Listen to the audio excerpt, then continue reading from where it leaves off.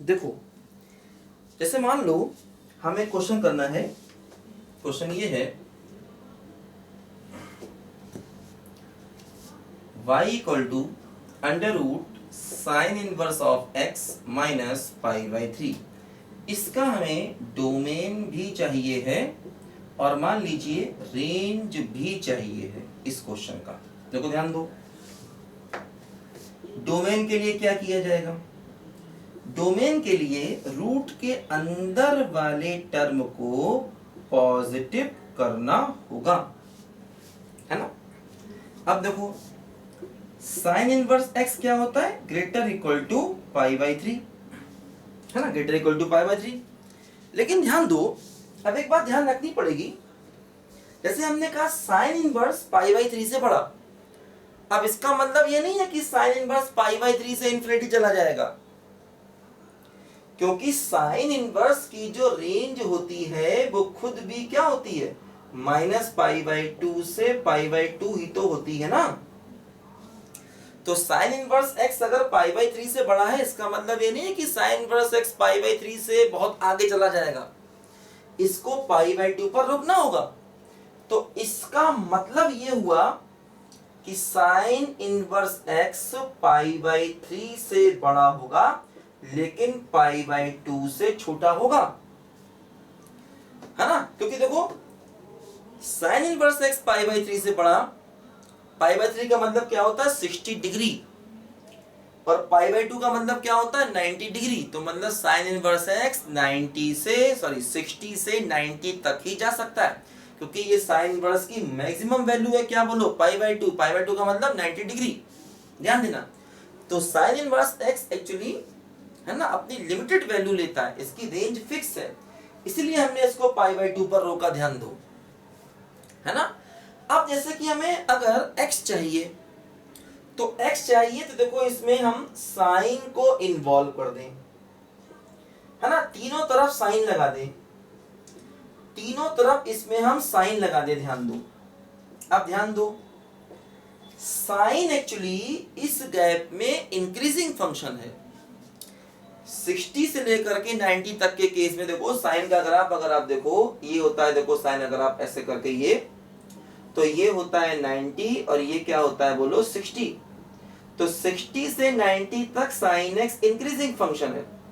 तो अगर sine x increasing function है तभी देखो इसने इनइक्वेशन को नहीं बदला, है ना। अगर देखो साइन ऑपरेट किया है, इनइक्वालिटी में जब भी कोई फंक्शन ऑपरेट करते हैं तो इस बात पर डिपेंड करता है कि वो फंक्शन इंक्रीजिंग है या डिक्रीजिंग है।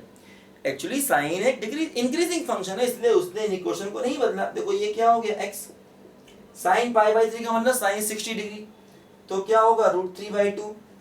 साइन पाई बाई 2 का मतलब क्या हो गया 1। तो ये देखो हमारा x का आंसर आ गया रूट 3 बाई 2 से 1 तक, ध्यान दो, ये इस फंक्शन का डोमेन आ गया। फिर ध्यान देना, साइन इनवर्स की मैक्सिमम वैल्यू पाई बाई 2 होती है, इसलिए हम ऐसा भी समझ सकते हैं कि हमने इन दोनों का कॉमन लिया। ऐसा भी कह सकते हैं कि sine inverse x pi by 3 से बड़ा लेकिन पाई बाई 2 से छोटा, तो पाई बाई 3 से पाई बाई 2 तक गया, साइन को ऑपरेट कर दिया, क्योंकि साइन इंक्रीजिंग फंक्शन होता है, ऑपरेट करने से फर्क नहीं पड़ेगा। तो रूट 3 बाई 2 से आंसर क्या आ गया बोलो 1। ये हमारे क्वेश्चन का डोमेन हो गया, ध्यान दीजिए x का आंसर आ गया। अब देखो रेंज भी चाहिए, देखो अब रेंज कैसे निकाला जाए। देखो मैंने बताया था अंडर रूट के अंदर अगर कोई फंक्शन आए तो उसकी रेंज कैसे निकालते हैं, याद करिए। तो मैंने बताया था सबसे पहले आप साइन अंडर रूट के अंदर वाले टर्म को देखेंगे। देखो जैसे हमको मालूम है साइन इनवर्स क्या होता है, माइनस पाई बाई 2 से पाई बाई 2 तक होता है साइन इनवर्स, ठीक। पाई बाई 3 माइनस कर दो, तो अगर हम पाई बाई 3 माइनस कर दें हर तरफ तो क्या बचेगा बोलो, minus pi by 2 minus pi by 3, और इधर हो जाएगा पाई बाई 2 माइनस पाई बाई 3, है ना, माइनस 90 माइनस 60, है ना। माइनस पाई बाई 2 का मतलब माइनस 90 और ये माइनस 60, माइनस 150 डिग्री, है ना। देखो क्या हुआ, तो ये देखो हो गया sine inverse x minus pi by 3। देखो ये 90 माइनस 60 कितना बचेगा 30, 30 का मतलब क्या हो गया पाई बाई 6, पैसे भी जोड़ सकते हैं, एलसीएम लेके भी जोड़ सकते हैं, 6 हो गया LCM, 3 pi minus 2 pi, pi by 6। और देखो ये क्या हो गया, ये हो गया माइनस का 5 पाई बाई 6। अब देखो ध्यान दो, एक्चुअली इसका रूट चाहिए, तो अगर ये नेगेटिव वैल्यू लेगा तो इसका रूट डिफाइन नहीं होगा। तो हम क्या करेंगे, देखो इसको जीरो से शुरू करेंगे, जीरो से। तो जीरो से लेकर क्या हो गया बोलो, पाई बाई 6 हो गया। इसकी नेगेटिव वैल्यूज को छोड़ेंगे क्योंकि अदरवाइज इसका रूट नहीं निकाल सकते। जब तक इसके पास नेगेटिव नंबर है इसका रूट नहीं निकलेगा। ध्यान दीजिए, मैंने पहले ही बताई थी आपको ये बातें। अब अंडर रूट ले लो, तो जब अंडर रूट ले लेंगे देखो तो ये हो जाएगा 0 और ये क्या हो जाएगा बोलो, रूट पाई बाई 6। तो फाइनली देखो फंक्शन की रेंज क्या आ गई, 0 से लेकर के रूट पाई बाई 6। ये हमारे क्वेश्चन का y का आंसर आ गया, y का मतलब ये पूरे फंक्शन की वैल्यू। देखो इसकी वैल्यू मतलब y की वैल्यू बात बराबर। तो देखो ये y की वैल्यू का आंसर आ गया, ध्यान दीजिए। तो जब कोई फंक्शन रूट के अंदर होता है उसकी रेंज ऐसे ही निकालते हैं, पहले रूट के अंदर को देखते हैं उसके बाद हम उस पर रूट अप्लाई कर देते हैं। ध्यान दीजिए, देखो अब जैसे अगर यही क्वेश्चन हम आपको फॉर एग्जांपल, ध्यान दो सब बच्चे, यही क्वेश्चन देखो अगर मैं आपको कॉस इनवर्स में देता तो वहां थोड़ा ध्यान रखना पड़ता। करो सब बच्चे इसको पहले ध्यान से।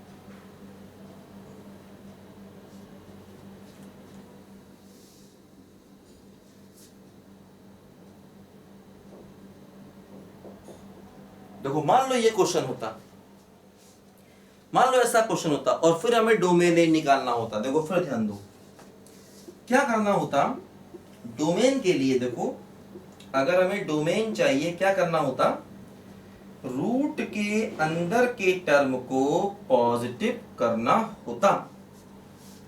ध्यान दो, कॉस इनवर्स x क्या होगा, greater equal to pi by 3 होगा।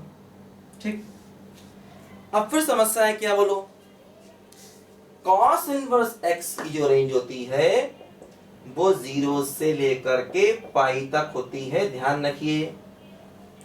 और यहां पर कॉस इनवर्स क्या है, पाई बाई 3 से बड़ा, तो है ना। तो अगर हम इन दोनों को देखें तो कह सकते हैं कि कॉस इनवर्स x होगा पाई बाई 3 से लेकर के पाई तक होगा, क्योंकि कॉस इनवर्स की मैक्सिमम वैल्यू क्या होती है बोलो, पाई। और ये कह रहा है कि पाई बाई 3 से बड़ा होना चाहिए, तो कॉस इनवर्स पाई बाई 3 से पाई तक होगा। अब देखो अगर हम इस पर कॉस ऑपरेट करें, है ना, अगर हम इस पर कॉस ऑपरेट करें तीनों तरफ, क्योंकि x चाहिए तो कॉस लाना पड़ेगा। तो कॉस ऑपरेट करें, देखो कॉस जो है ये इनिक्वेशन को बदलेगा, क्योंकि देखो कॉस फंक्शन डिक्रीजिंग होता है। देखो ध्यान दो, अगर हम कॉस का ग्राफ देखें, देखो ऐसे ग्राफ जाता है, ये जाता है, ये है पाई बाई 2, ये है पाई, और ये क्या है बोलो, पाई बाई 3। लोग क्या हो रहा है, पाई बाई 3 से पाई तक, देखो पाई बाई 3 से पाई तक कॉस एक डिक्रीजिंग फंक्शन है। तो जब डिक्रीजिंग फंक्शन है तो इन इक्वेशन को बदलेगा। कॉस 60 डिग्री, कॉस 60 डिग्री का मतलब क्या हो गया बोलो, 1/2, और ये क्या हो गया x, और ये क्या हो गया कॉस पाई, क्या होता है -1। तो x की देखो वैल्यू क्या आ गई, x की वैल्यू आ गई है -1 से लेकर के 1/2 तक। ये हमारे फंक्शन के डोमेन का आंसर आ गया है, ध्यान दीजिए। ठीक, अब देखो रेंज को निकालें, है ना, ध्यान देना। फिर यहाँ पर cos inverse x pi by 3 से बड़ा है, तो हर बार जब भी कोई फंक्शन ऑपरेट करो तो हर बार देखो कि वो इंक्रीजिंग है कि डिक्रीजिंग। अगर वो इंक्रीजिंग है तो इनइक्वालिटी चेंज नहीं करेगा, यही मैं शुरू से बताता रहा हूं आपको, लॉग हो चाहे साइन हो चाहे कुछ भी हो। और अगर वो डिक्रीजिंग है तो इनइक्वालिटी को चेंज करेगा, जैसे यहाँ पर उसने किया हर बार, है ना। और अगर फंक्शन इंक्रीजिंग डिक्रीजिंग दोनों है तब भी ग्राफ को ही देखते, मैंने बताया था x की वैल्यू -3 से 2 तक जा रही तो x स्क्वायर क्या होगा, मैंने बताया था x स्क्वायर इंक्रीजिंग दोनों होता है, तो उसको देखने का तरीका अलग होता है, ये सब बातें ध्यान रखो। देखो अब बात करें रेंज की। देखो रेंज की बात कैसे करेंगे, ध्यान दो। देखो कॉस इनवर्स को लेके चलो, है ना। अब देखो निकालना जा रहे हैं रेंज, क्या होगा, देखो cos इनवर्स x क्या होता है बोलो, 0 to पाई होता है, इसको लेकर चलो, पाई/3 को माइनस कर दो, पाई/3 को माइनस किया तो क्या होगा बोलो, -पाई/3 से लेकर के 2 पाई/3 होगा, ध्यान दीजिए, ऐसे किया हमने यहाँ पर, ठीक। अब देखो क्या होगा इसके बाद, यहाँ पर लिखो सब बच्चे पहले यहाँ तक ध्यान से,